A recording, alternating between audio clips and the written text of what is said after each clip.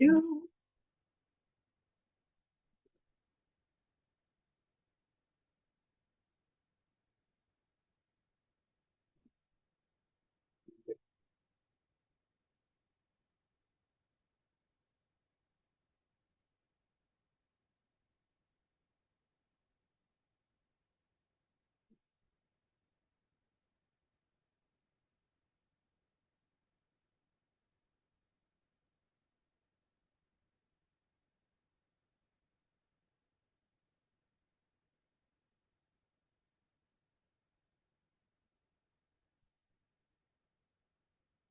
Welcome, everyone, to the Mindfulness Tree Meditation community. And I'm going to start with chanting the refuge prayer. And as we center ourselves, and you know what I'm going to do for the folks online? Next time I sound the bell, I'm going to turn the sound on for musicians so you can hear this, because you don't hear it. And it's such a lovely sound, and I want you to be able to hear it. Sangye Chodan Dokshi Choknamma Chanchu Partu Dagni Kasuchi Dagi Jinso Jiber Tsoknamge Dola Penjir Sangye Duparsho Sangye Chodan Tsoki Choknamma Chanchu Partu Dagni Katsuchi Dagi Jinso Chiber Tsoknamgi Dola Penjir Sangye Duparsho Sangye Chodan Tsoki Choknamma Chanchu Partu Dagni Kyasuchi Dagi Jinso Jiber Tsoknamgi Dola Penjir Sangye Duparsho. So now I'm going to turn on the sound, and then I'll be walking back here again, but that's okay because I want them to hear the bell. Where is it here? Interesting. I don't see it. No, it's a. See, I don't see it on this one. Wait a minute. There's a mic there, audio. Yeah, the audio, but let me see on the audio if it has the.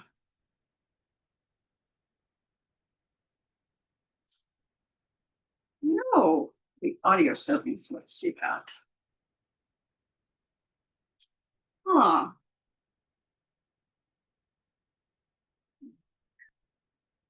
I'm so sorry. I thought I'd be able to do this. I'm sorry, my online people. I am so sorry. It normally is right up here at the top, but I don't see it.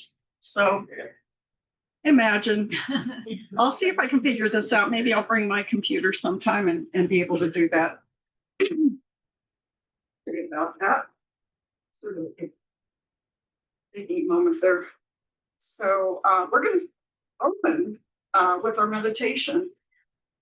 And the key theme of the Heart Sutra that we're going to be looking at today is the theme of emptiness. And that is an interesting one, for especially for Westerners to try to come to grips with, because emptiness sounds like nothingness or nihilism and that sort of thing. But it really is a whole lot more than that. It really is very full, which seems almost like a contradiction. And so in Sanskrit, the word is sunyata, and in Tibetan is tongpan. Tong means emptiness. So, or empty, and tongpan is the word. And so I'm just going to lead us through and see how that is for you, because it is a concept that we don't talk about a lot. Although it's a key issue, a key theme in Mahayana Buddhism. So again, new bell.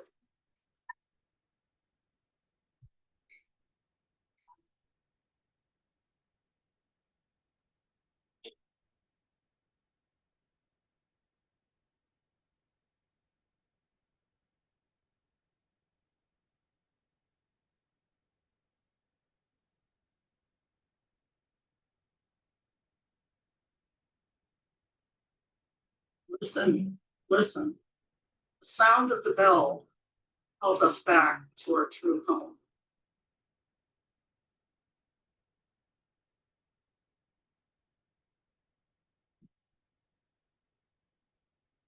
We hear the sound of the bell, and it calls us to settle and arrive and welcome ourselves back to our true home. Our true home is in this present moment, no other moment. As we gather here as a Sangha, we just allow ourselves to be present for ourselves and for one another.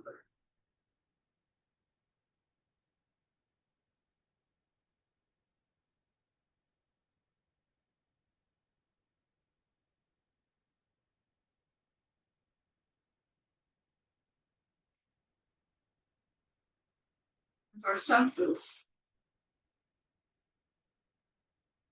can be used to help us to be present. As we listen,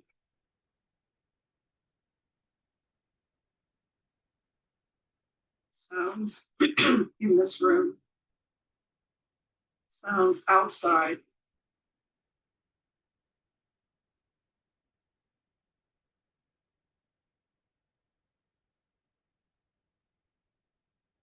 perhaps the sense of taste. If you had breakfast or a cup of coffee before you came here, perhaps the lingering memory of that taste.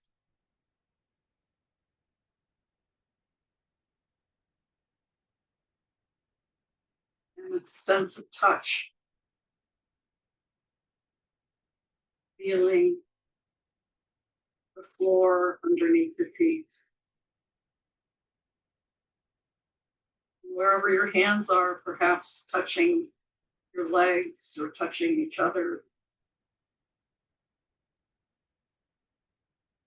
Sensing the fabric underneath your fingers.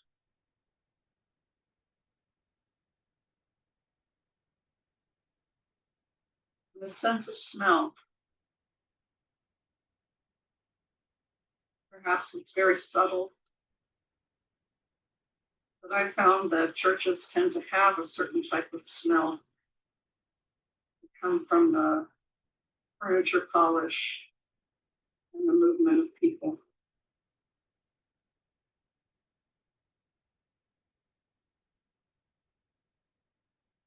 And a sense of sight, just allowing your eyes to open slightly and notice what's right in front of you.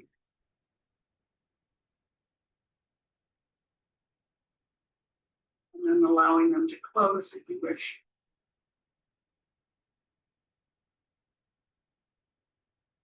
And the senses are at work throughout our lives, throughout our day, noting the sound, the noting of a fragrance that arises. And then, like all things that are impermanent, they pass away.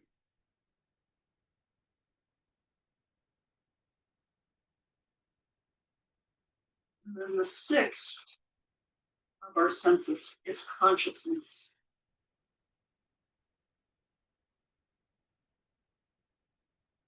When we wake up in the morning, consciousness kicks in.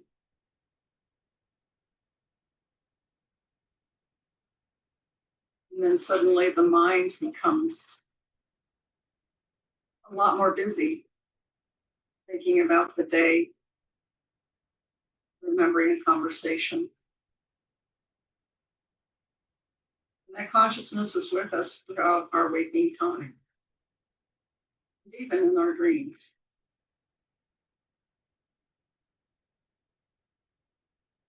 Take a moment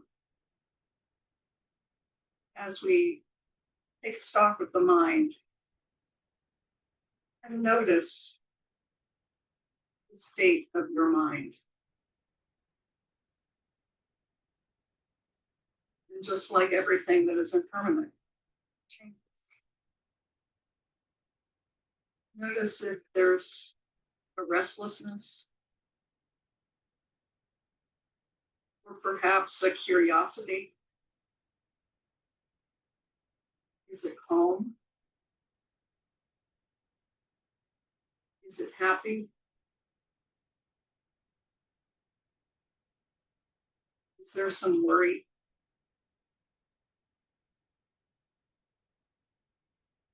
But just notice what is present for you with your own personal experience.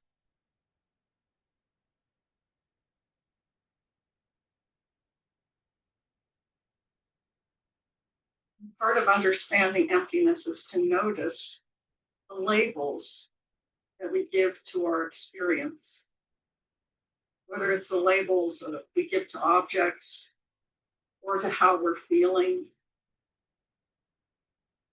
We often know instantly if we like something or if we dislike it, or we have a neutral reaction to it.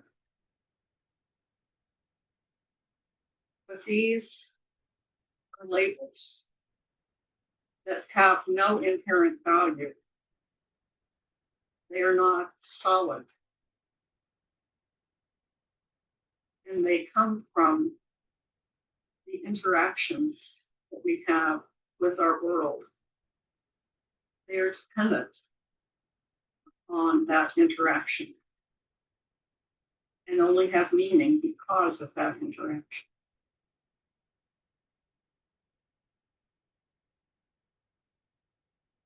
But if we allow these labels to drop away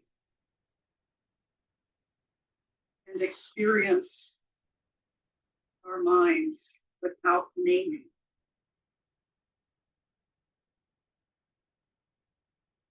we're able to open to awareness.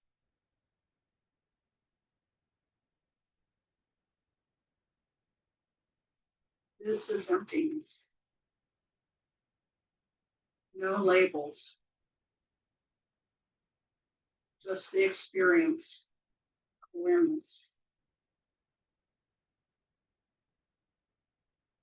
Allowing things to be full of the moment and nothing else.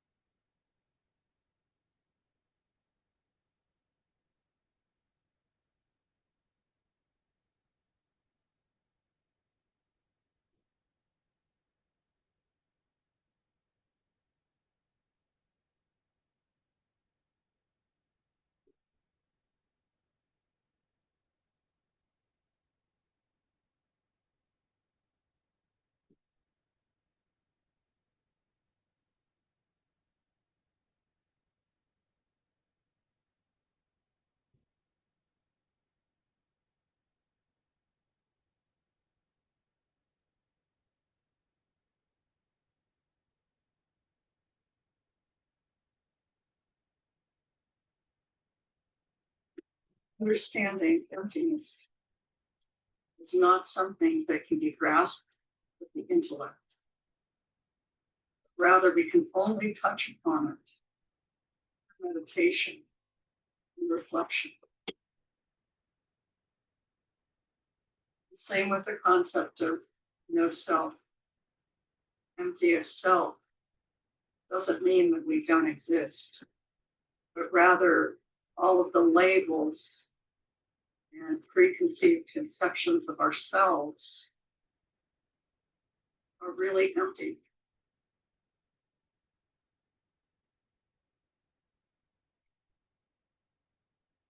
And there's freedom in this.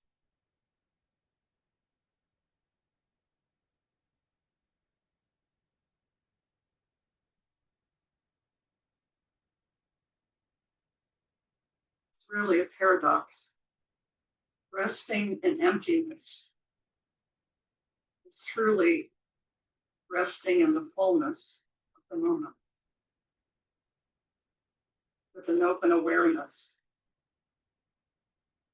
that leads to freedom.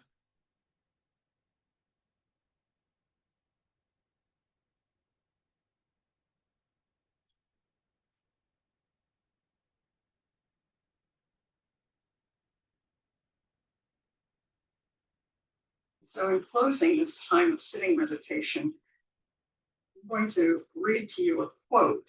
It's not a poem, but a quote by Thich Nhat Hanh. He writes, "When we first hear about emptiness, we feel a little frightened.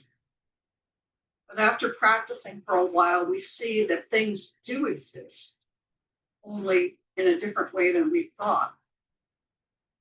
Emptiness is the middle way between existent and non-existent.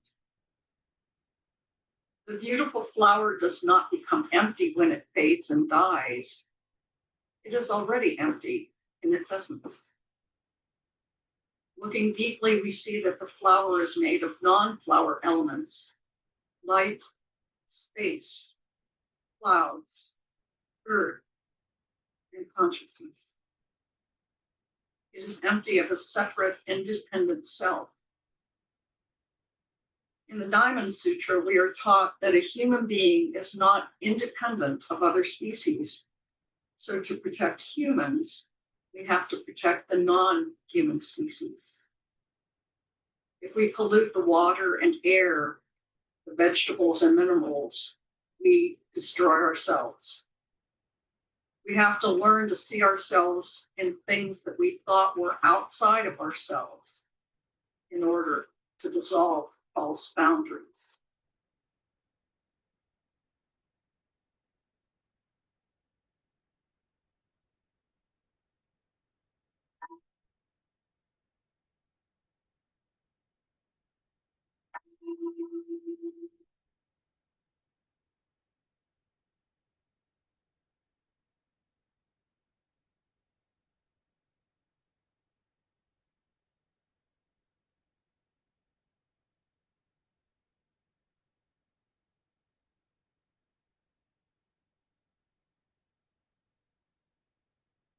Thank you for your practice. And after walking meditation, we can maybe talk a little bit about it. Thank you for those online today, too. So as we move into walking meditation, I'm going to suggest a couple things, but please feel free to use whatever way of doing it is for you. But perhaps the question, who am I, is a good one to walk, use the walking to think about that. Because if you think about how we describe ourselves is ever changing. Think about when you were a student in school, and if someone said, "Who are you?" you would say something, but is that true today? And to the body, with the ever changing of cells and our aging and everything, are we the same person that we were 10 years ago? And who are we becoming? And so we strip away those labels and maybe just allow the question to be there. It's one way of being present with the question of emptiness. Yet, and here's the paradox, We are all connected. There's not a separate self, but we are connected, just like Thich Nhat Hanh says. So I invite you to go to the sanctuary or to the social hall and use this time to just maybe use what happened in the meditation or use the question, who am I?